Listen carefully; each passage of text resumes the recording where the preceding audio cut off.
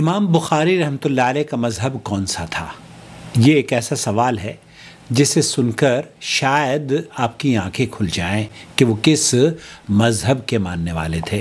ہمارے شعیب بھائی ہیں کراچی میں، وہ اکثر مفتی طارق مسعود صاحب کی گفتگو میرے ساتھ شیئر کرتے ہیں۔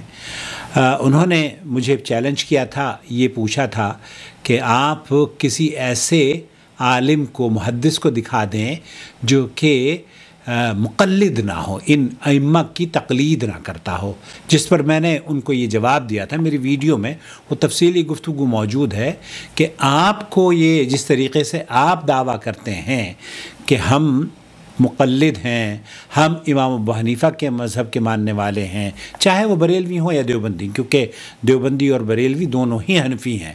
بہت سے لوگوں کو تو یہی پتہ نہیں ہے کہ دیوبندی اور بریلوی دونوں ہی حنفی ہیں۔ بہرحال تو جس طریقے سے دیوبندی اور بریلوی اپنے اس سینہ ٹھوک کر کہتے ہیں کہ ہم تو مقلد ہیں، ٹھیک ہے، آپ مقلد ہیں، ہمیں آپ سے لڑائی تھوڑا ہی لڑنی ہے۔ تو جس طریقے سے آپ اور آپ کے علماء کہتے ہیں، کیا کوئی آپ یہ قول دکھا سکتے ہیں کہ ان محدثین نے بھی اپنے آپ کو کسی امام کی طرف منسوب کرایا ہو جیسے آپ کراتے ہیں؟ نمبر ایک۔ چلیے انہوں نے جو ایک سوال اور اٹھایا ہے اس کا جواب دینے کی کوشش کرتے ہیں۔ السلام علیکم۔ وعلیکم السلام۔ عاقل صاحب کیسے ہیں؟ خیریت سے ہیں آپ؟ الحمدللہ۔ الحمدللہ میں بھی ٹھیک ہوں۔ میں شعیب زبیری عرض کر رہا ہوں کراچی سے۔ اچھا عاقل بھائی، آپ نے جو جواب دیا ہے اس میں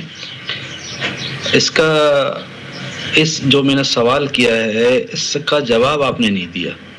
میں نے آپ سے یہ پوچھا تھا کوئی ائمہ مجتہدین، ائمہ اربعہ میں سے کوئی ایسا مصنف دکھا دیں کہ جو ائمہ اربعہ کی یا ان کے شاگردوں کی تقلید نہ کرتا ہو، جیسے امام محمد ہو گئے، امام یوسف ہو گئے، یہ امام حنیفہ رحمۃ اللہ علیہ کے شاگرد ہیں یہ۔ ہاں، لیکن ان دونوں نے بھی میرے علم میں نہیں ہے، اگر آپ کے پاس کوئی ایسی دلیل ہو کہ ان دونوں نے کہا ہو کہ ہم امام ابو حنیفہ کے مقلد ہیں، جبکہ یہ دونوں امام ہی امام ابو حنیفہ رحمۃ اللہ علیہ کے 75% مسائل سے اختلاف کرتے ہیں۔ جی ہاں، شاید آپ کے علم میں یہ بات نہ ہو، یہ صاحبین، یہ دونوں بڑے جلیل القدر شاگرد امام ابو حنیفہ کے، امام ابو حنیفہ رحمۃ اللہ علیہ کے اکثر مسائل سے متفق نہیں ہیں۔ اب یہ عجیب و غریب تقلید ہے، ہمیں آپ مقلد بنانے کی کوشش کر رہے ہیں، امام بخاری کو، امام مسلم کو، امام نسائی کو، امام ترمذی کو مقلد ثابت کرنے کی کوشش کر رہے ہیں، اور جن ائمہ کے آپ نام لے رہے ہیں نا، ان صاحبین کے جو امام ابو حنیفہ رحمۃ اللہ علیہ کے بڑے بزرگ اور بڑے شاگردوں میں شمار ہوتا ہے، آپ کی فقہ کی کتابیں آپ اٹھا کے دیکھ لیجئے، فتاوی عالمگیری اٹھا کے دیکھ لیجئے، اس میں آپ کو ملے گا کہ صاحبین کا موقف تو یہ ہے، اور امام ابو حنیفہ کا موقف یہ ہوا کرتا تھا۔ صاحبین امام محمد ان سے اختلاف رکھتے ہیں، یہ دونوں بزرگ اپنے امام سے اختلاف رکھتے ہیں، تو یہ کیسی تقلید ہے؟ اچھا، امام صاحب کے شاگرد ان سے اختلاف رکھیں تب آپ کی نظر میں یہ بھی مقلد ہیں، ہم اختلاف اگر کریں تب ہم پر آپ غیر مقلدیت کا دعویٰ ٹھوپ دیتے ہیں، تو یہ تو ناانصافی ہوئی نا۔ آپ اگر یہ کہتے ہیں کہ امام صاحب کے شاگرد بھی ان سے اختلاف رکھتے ہیں، اور رکھتے ہیں، آپ کی فتاوی عالمگیری جتنی بھی فتوے کی کتابیں ہیں نا فقہ حنفی کی، آپ اٹھا کے دیکھ لیجئے، امام ابو حنیفہ رحمۃ اللہ علیہ کچھ اور کہہ رہے ہیں، یہ صاحبین کچھ اور کہہ رہے ہیں۔ چلیے آگے کیا کہتے ہیں؟ ٹھیک ہے نا، تو آپ نے خیر اس کا جواب تو نہیں دیا۔ میں نے تو جواب دے دیا، میں نے آپ کو یہ کہا کہ آپ کو یہ چاہیے کہ امام بخاری رحمۃ اللہ علیہ کو آپ کے مذہب کے بڑے بڑے عالم جو مولانا انور شاہ کشمیری ہیں، وہ فیض الباری میں یہ کہتے ہیں کہ امام بخاری رحمۃ اللہ علیہ مقلد نہیں تھے، ان کے نزدیک مقلد نہیں تھے۔ چلیے آگے بڑھتے ہیں۔ اصل میں دوسری بات پہ چلتی ہے کہ انہوں نے یہ کہا ہے، انہوں نے یہ کہا ہے۔ ہاں، میں نے نہیں، وہ تو آپ کے بزرگوں نے کہا، میں نے اپنی طرف سے کچھ نہیں کہا۔ میں نے امام ابو حنیفہ کا، میں نے امام ابن تیمیہ کا قول نقل کیا، آپ اس کو چاہیں تو رد کر دیں۔ امام ابو حنیفہ رحمۃ اللہ علیہ کے بارے میں بہت ساری چیزیں ہیں جو کہ یہ صاحبین نہیں مانتے، تو آپ ان کو ان کے انکار کے باوجود بھی تسلیم کرتے ہیں۔ ٹھیک ہے، اب آپ نے پوچھا ہے کہ کب انہوں نے کہا امام بخاری نے کہ میں مقلد ہوں، فلاں امام کا مقلد ہوں۔ اچھا، امام کے مقلد ہونے کے لیے یہ شرط ہے کہ آپ ان کے مذہب کے پیروکار ہوں. جب آپ یہ کہتے ہیں کہ امام ابو حنیفہ رحمۃ اللہ علیہ کے پیروکار ہونا شرط ہے تو ہم دلیل کا مطالبہ کرتے ہیں جو آپ کے پاس نہیں ہے. تو میں آپ سے میں اس کو سوال کو تھوڑا سا سنبھال کے رکھتا ہوں، اس کا جواب میں اس کو سنبھالنے کا یہی وجہ ہے کیونکہ آپ کے پاس کوئی جواب اس کا معقول دراصل نہیں ہے. کسی بھی آدمی کے پاس، کسی بھی مقلد کے پاس یہ جواب آپ کو نہیں مل پائے گا کہ امام ابو حنیفہ رحمۃ اللہ علیہ کے شاگرد ہی ان کے نہیں مانتے. اب آپ یہ کہ امام بخاری کو بھی منوانے کی کوشش کر رہے ہیں. آخر دوں گا آپ کو. میں آپ سے یہ سوال کرتا ہوں جی کہ کسی صحابی نے کہا کہ میں صحابی ہوں؟ اچھا، کسی صحابی نے کہا کہ میں صحابی ہوتے کیا ہیں؟ چلیے، مقلد اور صحابی کی آج آپ کو میں پہچان بتاتا ہوں. مقلد یہ ہوتا ہے جو بغیر، آپ کی کتابوں میں لکھا ہوا ہے کہ بغیر دلیل کے کسی امام کی مقلدیت یا امام کی پیروکاری کرے، ان مذاہب کے بنانے والوں کی یا ان مذاہب کے متعارف کرانے والوں کی. یہ تو ہوتے ہیں مقلد. بغیر کسی دلیل کے مجتہد کی بات کو میرے پاس موجود ہے، دفاع امام ابو حنیفہ، انہوں نے بھی، اور آپ کی تمام کتابوں میں مقلد کا یہی لکھا ہے. کیا اس زاویے سے آپ کسی امام کو معصوم سمجھتے ہیں کہ وہ معصوم ہوتا ہے؟ جس طریقے سے نبی کریم صلی اللہ علیہ وسلم کے صحابی ہیں. صحابی کون ہوتا ہے؟ وہ صحابی ہوتا ہے جس نے ایمان کی حالت میں نبی کریم صلی اللہ علیہ وسلم کی زیارت کی ہو، اس نے اپنی آنکھوں سے نبی کریم صلی اللہ علیہ وسلم کو دیکھا ہو. اب آپ کو اگر اختلاف ہے تو پھر آپ اپنے بزرگوں سے لڑیے، ہم سے لڑنے کی کیا ضرور ہے؟ آپ کے بزرگوں نے یہ بات ضرور کہی ہے کہ جو ایمان کی حالت میں نبی کریم صلی اللہ علیہ وسلم کو پا لیتا ہے وہ صحابی ہے. یہ تو آپ کے بزرگ کہہ رہے ہیں، ہمیں کہنے کی ضرورت نہیں ہے. ہمیں ان سے، آپ کے بزرگوں سے صرف اتنا اختلاف ہے کہ وہ یہ کہتے ہیں کہ امام بخاری رحمۃ اللہ علیہ بھی کسی کے پیروکار تھے، تو وہ امام بخاری پیروکار نہیں تھے کسی مذہب کے. ان کے بھی میں آپ کو آگے چل کے بتاتا ہوں کہ ان کا مذہب کیا تھا. ایک چیز ہوتی ہے اقرار کرنا، ایک چیز ہوتی ہے کہ لوگ مجھ سے کہیں کہ ہاں یہ صحابی رسول ہے. اہل سنت والجماعت کے درمیان متفق علیہ ہے کہ جو ایمان کی حالت میں نبی کریم صلی اللہ علیہ وسلم کی زیارت جس نے کی ہو وہ صحابی ہے، یہ صحابی رسول ہے. بالکل ٹھیک ہے نا. اچھا، کوئی جتنے بھی محدثین گزرے ہیں سارے کے سارے کبھی یہ نہیں کہیں گے کہ جناب انا مقلدن میں. اچھا، جب وہ یہ نہیں کہتے انا مقلدن تو اسی طریقے سے صاحبین بھی یہ نہیں کہہ رہے نا کہ انا مقلدن. پھر آپ نے ان کے اوپر ایک ایسا فتویٰ کیوں چسپا کر دیا جو آپ وہ تو اس سے بری ہیں، وہ تو اپنے ان مذاہب کو ماننے والے ہیں ہی نہیں ہیں. امام شافعی کا مقلد ہوں، امام مالک کا مقلد وغیرہ وغیرہ. ٹھیک ہے، مقلد. ٹھیک ہے. اب آپ کو میں سوال کا جواب دے رہا ہوں. امام بخاری کا ترجمہ لکھا ہوا ہے طبقات شافعیہ کے، طبقات شافعیہ ان کا ترجمہ صفحہ نمبر 2 پہ، جلد نمبر 2 صفحہ نمبر 2 پہ طبقات شافعیہ امام بخاری کا ترجمہ لکھا ہوا ہے، وہ آپ دیکھ لیجئے گا. انہوں نے وہاں خود اقرار کیا ہے امام بخاری اپنی عید کی نماز امام شافعی کے مسلک کو پڑھا کرتے تھے. یہ بات آپ نے گول کر دی ہے. انہوں نے کیا لکھا ہے یہ آپ کو مجھے بتانا چاہیے تھا. کیا انہوں نے لکھا ہے کہ میں امام شافعی رحمۃ اللہ علیہ کے مذہب پر ہوں اور ان کی تقلید کرتا ہوں؟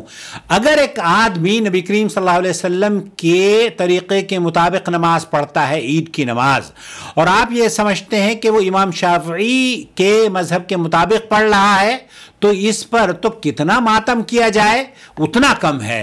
امام ابو حنیفہ رحمۃ اللہ علیہ کے والد محترم وہ نبی کریم صلی اللہ علیہ وسلم کی سنت کے مطابق ہی نماز پڑھتے ہوں گے. اب آپ مجھے یہ بتائیے کہ وہ امام شافعی کے طریقے کے مطابق نماز پڑھتے تھے یا اپنے بیٹے امام ابو حنیفہ کے طریقے کے مطابق نماز پڑھتے تھے؟ کسی بھی آدمی کا یہ کہنا کہ نماز عید فلانے کے طریقے پر پڑھو، یہ تو آپ کے یہاں ہے کہ آپ نے کہا کہ جناب ایک وتر کی رکعت ہمارے مذہب میں نہیں ہوتی. کیوں نہیں ہوتی؟ نبی کے مذہب میں تو ہوتی ہے، نبی کے تو دین میں ہوتی ہوتی ہے، لیکن ہمارے مذہب میں نہیں ہوتی. کیوں نہیں ہوتی؟ اس کی کوئی دلیل نہیں ہے. تو آپ کے یہاں ہوتی ہے یہ تقسیم. اپنی نماز، اپنی جنازے کی نماز ساری کی ساری شافعی مسلک پر پڑھا کرتے تھے. اچھا، شافعی مسلک پر جو نبی کریم صلی اللہ علیہ وسلم کی صحیح بخاری آپ اٹھا کر دیکھیں تو انہوں نے یہ نہیں کہا کہ یہ شافعی مذہب کی نماز ہے، بلکہ وہ یہ کہتے ہیں کہ حضرت عبداللہ ابن عمر جب نماز پڑھتے تو رفع دین کیا کرتے تھے. انہوں نے تو شافعی کا تذکرہ بھی نہیں کیا اس میں. اب آپ یہ سمجھ بیٹھیں اپنا الو سیدھا کرنے کے لیے کہ یہ جناب امام شافعی کا ترجمہ کر رہے ہیں یہاں پر. چلیے آگے سنتے ہیں آپ کیا کہہ رہے ہیں.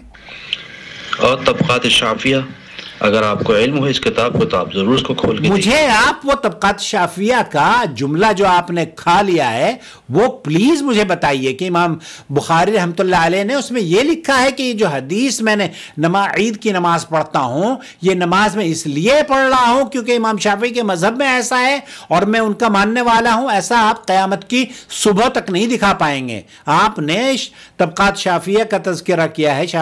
امام شافعی، دیکھیے میں ایک چیز اور بتاؤں آپ کو جو آپ کی شاید کہ اتر جائے تیرے دل میں میری بات. امام بخاری رحمۃ اللہ علیہ فقہی فروعات اور اجتہادی مسائل میں دنیا کے مروجہ مسالک سے بالکل آزاد ہیں. بالکل وہ کسی بھی خاص مکتب فکر کی پابندی نہیں کرتے، اور اس کی دلیل ان کی معنی تصنیف الجامع الصحیح اس وقت ہمارے درمیان موجود ہے جسے آپ صحیح بخاری کے نام سے جانتے ہیں. جملہ مکاتب فکر کے علماء کے ہاں یہ پڑھی بھی جاتی ہے، پڑھائی بھی جاتی ہے. آپ نے بھی مجھے امید ہے پڑھی ہوگی. یہی وہ پاکیزہ نوشتہ ہے جس سے ہمیں امام بخاری رحمۃ اللہ علیہ کے مسلک کا پتہ چل سکتا ہے یا پتہ چلتا ہے. کہتے ہیں کہ امام بخاری رحمۃ اللہ علیہ کا جو مسلک ہے وہ قرآن اور حدیث پر مبنی ہے اور ان کی احادیث سے اس بات کا علم ہوتا ہے. ایمان و علم، عبادات و معاملات، معاشیات و اخلاقیات، تعلقات اور محاربات اور بدعات سے اجتناب جیسے اہم گوشے اس کی وسعت میں سمو دیے گئے ہیں. اس میں شک نہیں کہ امام بخاری نے نواقض وضو کے متعلق عنوان بین الفاظ قائم کیا ہے کو مخرجین یعنی قبل اور دبر، اگلی اور پچھلی شرمگاہ کے علاوہ کسی اور چیز کو ناقص وضو نہیں مانتے.